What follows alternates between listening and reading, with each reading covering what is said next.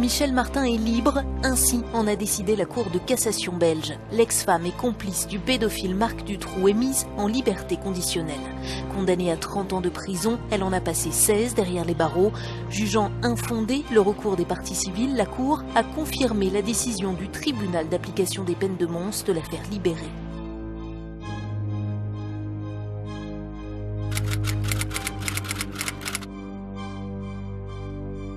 Les étranges accusations de Luc Ferry qui passent mal dans la majorité. Le philosophe affirme qu'un ancien ministre a été surpris avec de jeunes garçons à Marrakech et que l'affaire a été étouffée. Il ne donne pas de nom, mais ça s'appelle quand même de la non-dénonciation de crime et c'est puni par la loi.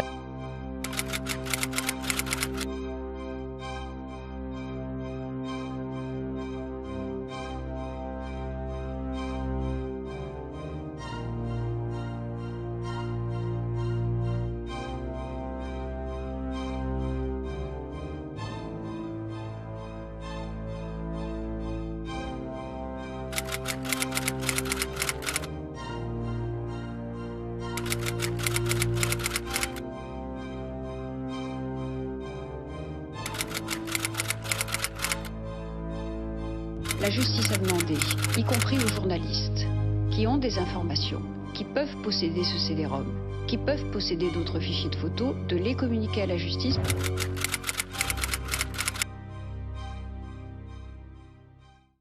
Un CD-ROM. Des enfants violés, torturés. Des images qu'on aurait préféré ne jamais voir. Elles sont extraites des ordinateurs d'un Allemand, Gerrit Ulrich, qui habitait à Zandvoort en Hollande. Peu après cette découverte, Gerrit Ulrich est assassiné en Italie.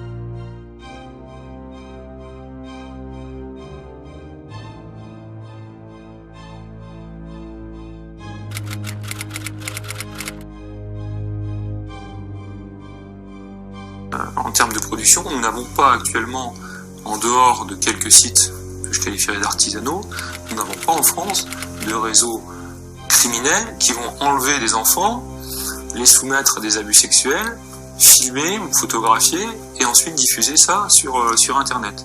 On n'en a pas en France, on n'en a pas dans la plupart des autres pays européens, excepté tous les pays de l'ancien bloc de l'Est.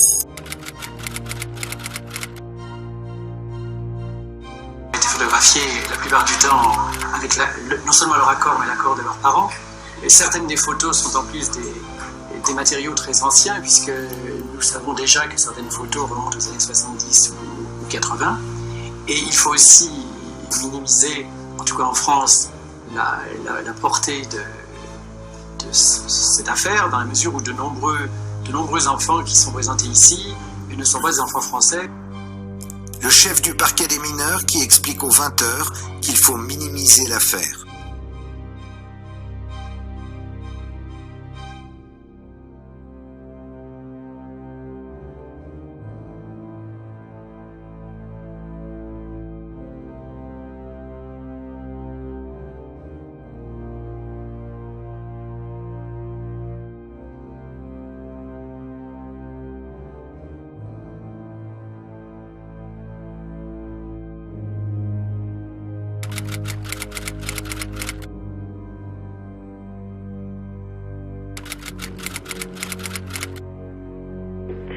Et elle nous a dit qu'elle avait toujours eu la conviction pendant toute son enfance, toute sa vie, d'avoir été abusée sexuellement, mais pendant sa petite enfance, c'est-à-dire vers l'âge de 3 ou 4 ans.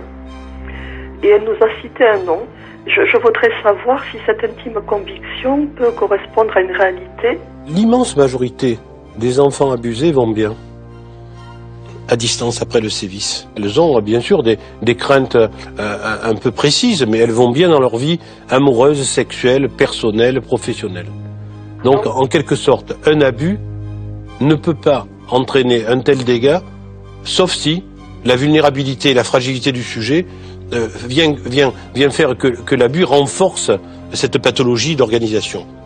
Là, dans ce que vous décrivez, c'est complètement fantasmatique. Oui. Ça fait partie peut-être de son organisation un peu plus de reconstruction délirante du monde, où un ennemi, un agresseur existe, fondu comme ça dans son histoire. Donc la première chose à faire, c'est de vérifier auprès de la personne citée les choses, de dire, voilà, notre fille dit ça, qu'en penses-tu ?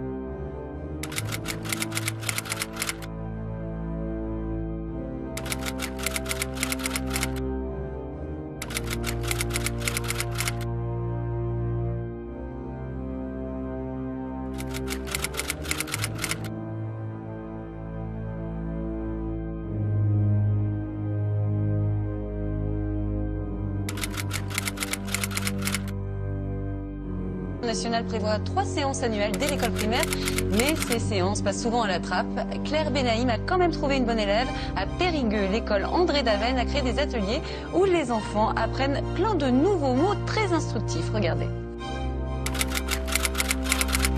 Et Clémence, qui est également enseignante dans l'école et connaît bien les élèves. Son pénis s'est mis à grandir et rapetissé, et puis quelque chose de gluant en est sorti. Et est-ce que quelqu'un sait comment ça s'appelle quand, justement, ce truc gluant, qui s'appelle le sperme, comme on l'a dit, comment ça s'appelle quand il sort du pénis? Ça s'appelle l'éjaculation. Et même s'ils ont à peine 10 ans, les élèves sont bien contents qu'on leur parle de sexualité. Bien entendu, à l'école primaire, ce qu'on doit dire, c'est des choses qui relèvent de l'âge de l'école primaire. Autrement dit, c'est pas des choses qui sont relatives à la sexualité à proprement parler.